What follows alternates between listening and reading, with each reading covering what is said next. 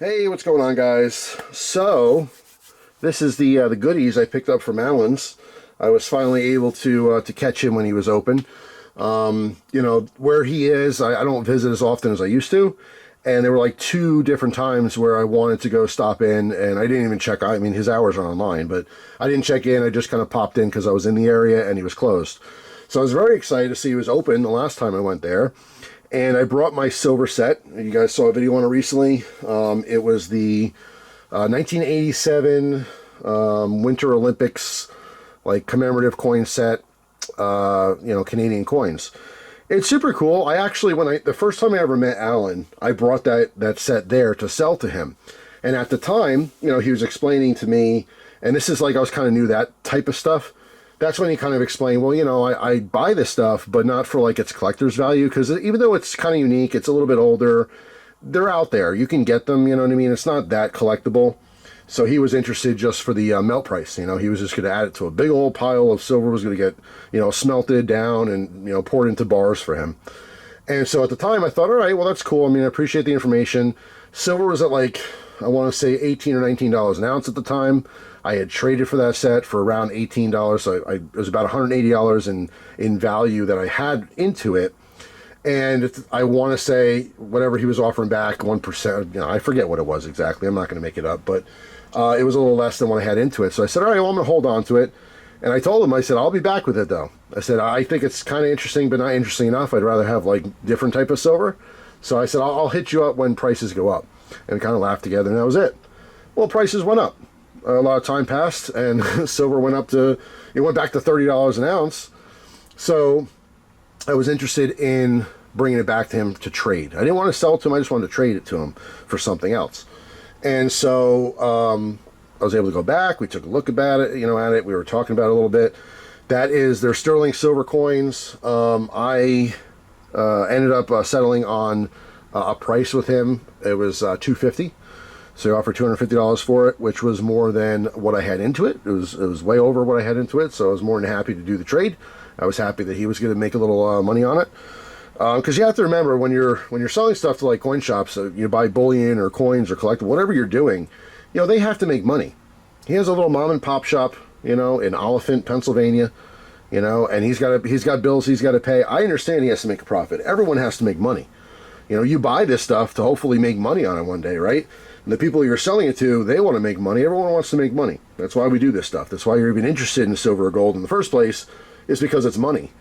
So I had no problem with that. And that was the idea behind a lot of people stacking, is no matter what you're buying, you buy it when it's cheaper and you sell it when it's more expensive, and you make money. So everyone's happy. So yeah, he gave me $250 in trade value. I ended up putting some cash towards that, and I left with this. So what I ended up getting was, I got the other Palladium gram from him, right? Even though we talked about that with Palladium, I think it's super cool. I'd love to accumulate 1 ounce eventually through 1 gram purchases, or who knows, maybe get like a 5 gram bar sometime, whatever. But I'm just kind of interested in stacking it real slow and cheap.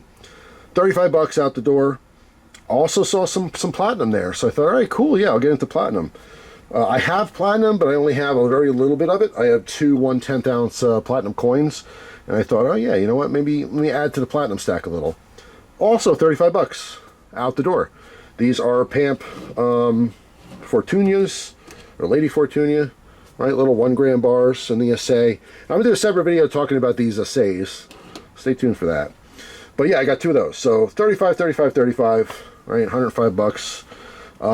Then for, like, mostly what the trade was for you know, silver coinage. I ended up getting $11.50 in halves, silver halves. All right, so I give you a little zoom there so you can see that better. But the majority of them are Liberties, a couple Franklins mixed in, and a couple Kennedys. So that's cool. Gonna be able to add that to the guardhouse boxes I'm trying to build. Slow and steady. It's amazing. $250 is just a little fistful of coins. But to make up the difference, I was actually interested in nickels. I like silver nickels, silver war nickels. 35% silver. There's literally 35 in here. And, you know, he's selling them basically for almost melt. I think he was making like 7 cents on each or something like that, or 10 cents on each. Like, you know, the profit margin's so small, but I think it's cool. I like that. I know, you know, most people sleep on 35% silver. The silver nickels, it's like no big deal. You can have thousands of them and most people don't care, but I like them. I don't know why I like them. They're kind of cool to me, but yeah, that's pretty much it. So just picked up a couple little things. You know, stacking doesn't always have to be, hey, here's my new 100-ounce bar. Here's my new, you know, gold buffalo. If you got it like that, that's awesome. Trust me, I'd love to do that. But hey, when times are tough and you still want to stack, this is what you're doing. 1 gram bars, you know, you can get a 1 gram, you know, gold bar for about $100 now. The price is way up there. I remember when it was, you know, $70 for a 1 gram gold bar. But, you know, it's just little by little. You know, you can't build a mansion unless you start off small. You got to start a little foundation and, you know, all the rest. It's just, it goes with anything, I suppose, but you know, you can have a massive stack eventually, but you don't have to buy it all at once. You know what I mean? You could be here's the interesting thing too. I was having a conversation not too long ago with someone, and this person happens to be well off, and they're like, hey, you know, Jeff, I'm kind of getting into the stacking thing, and you know, can you give me like the quick, you know, stacking for dummies? You know, what should I be doing? That kind of stuff.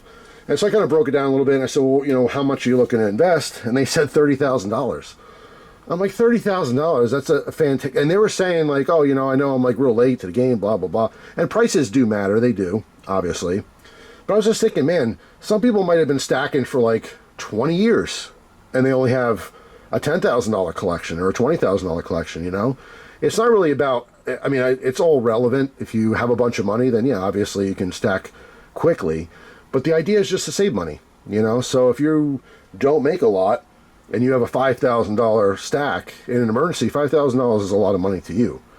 But, you know, someone else who maybe just started last week has a $30,000 stack, but when they have an emergency, their bill's $30,000, $40,000, you know?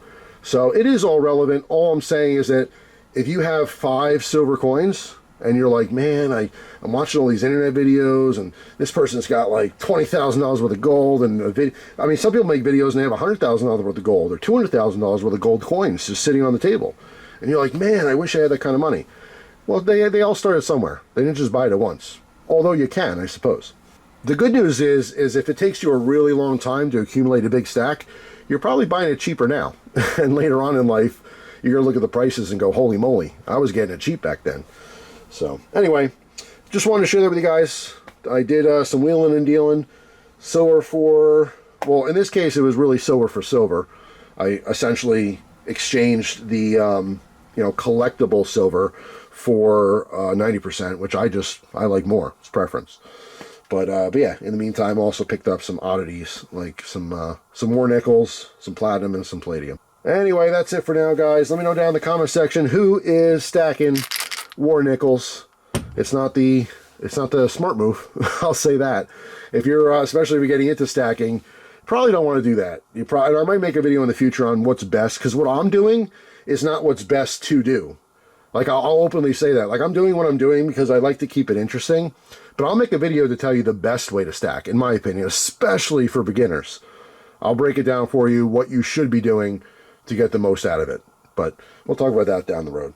Anyway, thanks for watching. Hope you guys have a fantastic day, and I'll see you tomorrow with a brand new video. Take care.